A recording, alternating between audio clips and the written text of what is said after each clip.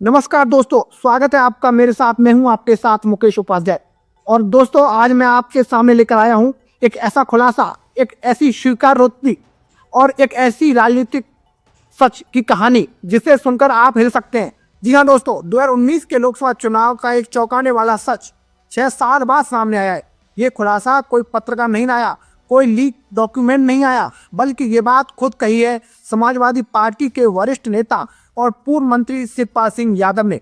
और कहाँ ये भी आपको बताते हैं। किसी चुनावी मंच पर नहीं, किसी प्रेस कॉन्फ्रेंस में नहीं, बल्कि एक पॉडकास्ट में, जहां नेता अक्सर सच्चाई बोल जाते हैं। और जो कहा वो सिर्फ चौंकाने वाला नहीं है, बल्कि उत्तर प्रदेश की राजनीति के बड़े बड़े समीकरण बदलने वाला है। दोस्तों, लोहे की तरह मजबूत और जिद्दी माने जाने वाले शिवपाल सिंह यादव ने पहली बार स्वीकार किया है कि मैं फिरोजाबाद से 2019 में अमित शाह के कहने पर चुनाव लड़ा था। दोस्तों, अब जरा इस वाक्य को गौर से सुनिए। ये कोई छोटा कथन नहीं है, ये किसी आम कार्यकर्ता का बयान नहीं है, ये यूपी की राजनीति को दशकों तक प्रभावित करने वाले नेता का बयान है। और ये वाक्य एक ही झटके में खड़े कर देता है देश की सबसे बड़ी विपक्षी पार्टियों में से एक के भीतर की टूट, भाजपा की चुनावी रणनीति और परिवारवाद की राजनीति, इन तीनों पर गंभीर सवाल।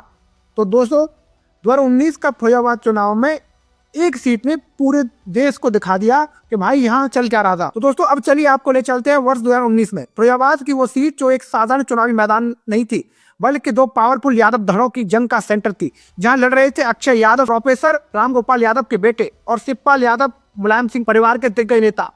तो यहाँ समाजवादी पार्टी से अलग होकर अपनी अलग पार्टी बनाने वाले और चंद्रसेन यादव भाजपा के लगभग गुमनाम लेकिन राजनीतिक उम्मीदवार। दोस्तों, फिरोजाबाद की जमीन पर चल रहा था एक पारिवारिक युद्ध, एक राजनीतिक बदला और एक चुनावी गेम प्लान जो आज जाकर समझ में आता है। तो दोस्तों, अब सवाल उठता है, क्या 2019 का चुनाव माइक्रो मैनेज किया गया था? दोस्तों, उस वक्त माना जा रहा था शिवपाल यादव मैदान में उतरे क्योंकि वो समाजवादी परिवार से नाराज थे। भाजपा ने उन्हें बढ़ावा दिया ताकि यादव वोटों में बंटवारा हो सके। चुनाव का असली लड़ाई भाजपा बनाम समाजवादी पार्टी नहीं, बल्कि यादव बनाम यादव थी। लेकिन ये सब केवल अफवाहें थी, सिर्फ राजनीतिक अनुमान। कोई ठोस सबूत नहीं था, कोई आधिकारिक बयान नहीं था, सब कुछ हवा में तैर रहा था। लेकिन 2025 में शिवपाल यादव ने खुद ये बात कबूल ली है। उन्होंने ये भी कहा कि मैं चुनाव नहीं लड़ता तो अक्षय यादव कोई नहीं हरा पाता, वो बड़े अंतर से जीतते। ये सिर्फ कबूलनामा नहीं है, ये 2019 की राजनीति इंजीनियरिंग का आधिकारिक प्रमाण है। अब सवाल ये भी है कि भाजपा क्यों चाहती थी कि शिवपाल यादव लड़े? दोस्तों, ये सवाल सबसे बड़ा है। क्यों ऐसी पार्टी जो खुद यादव बेल्ट में कमजोर थी, अब यादव नेता को चुनाव लड़ाने के लिए प्रेस करेगी?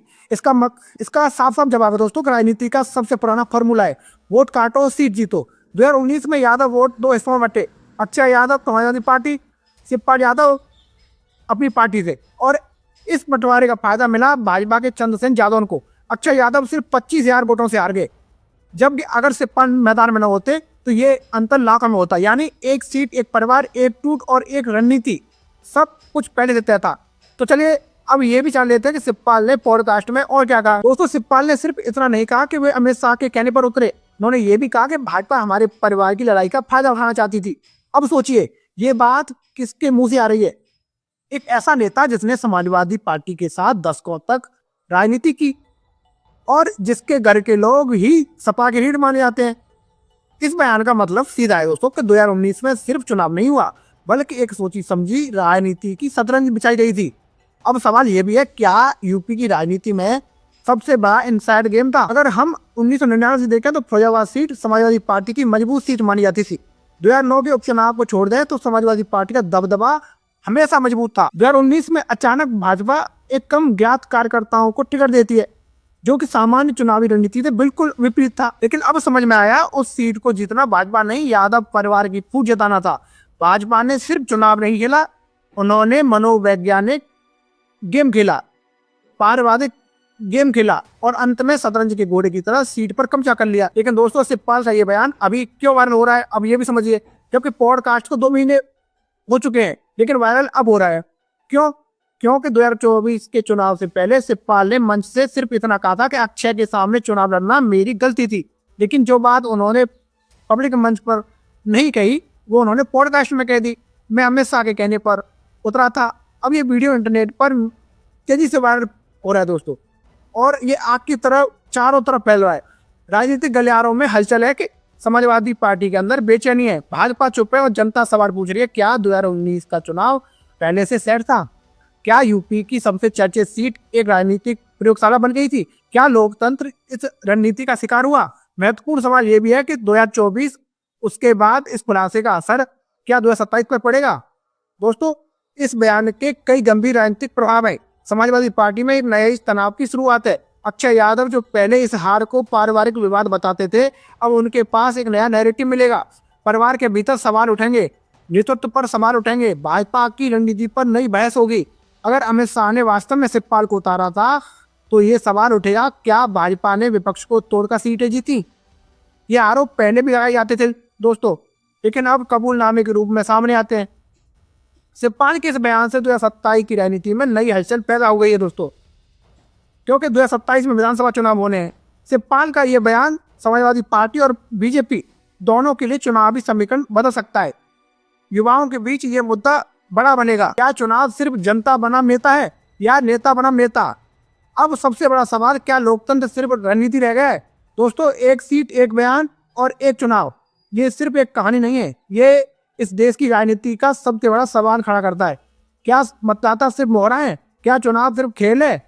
और क्या राजनीति अब राजनीति नहीं बल्कि एक स्ट्रेटेजिक वॉरफेयर बन चुकी है? 2019 के चुनाव के 7 साल बाद आज इस बयान ने फैजाबाद की उस सीट को नहीं, पूरे देश को हिला दिया है। दोस्तों, ये खुलासा सिर्फ कहानी नहीं, चेतावनी है। ये कहानी सिर्फ फैजाबाद की नहीं है, ये लोकतंत्र के उस चेहरे का आईना है जिसे हम अक्सर देखना नहीं चाहते। नेता मंच पर जो बोलते हैं और पॉडकास्ट में जो स्वीकार करते हैं, उनके बीच की ये दूरी देश के भविष्य की सबसे बड़ी चिंता है। और इसलिए ये खुलासा हैरान भी करता है और चेतावनी भी देता है कि भाई, राजनीति में कुछ भी यूं ही नहीं होता। हर चाल के पीछे कोई ना कोई कुछ बड़ा खिलाड़ी जरूर होता है। अगर आपको ये हमारी जानकारी अच्छी लगी हो तो लाइक करें, शेयर करें और कमेंट करके बताएं कि शिवपाल यादव कितने सही हैं। क्या उन्होंने अखिलेश यादव को धोखा दिया था या फिर शिवपाल यादव की एक और रणनीति है? जय हिंद, जय भारत।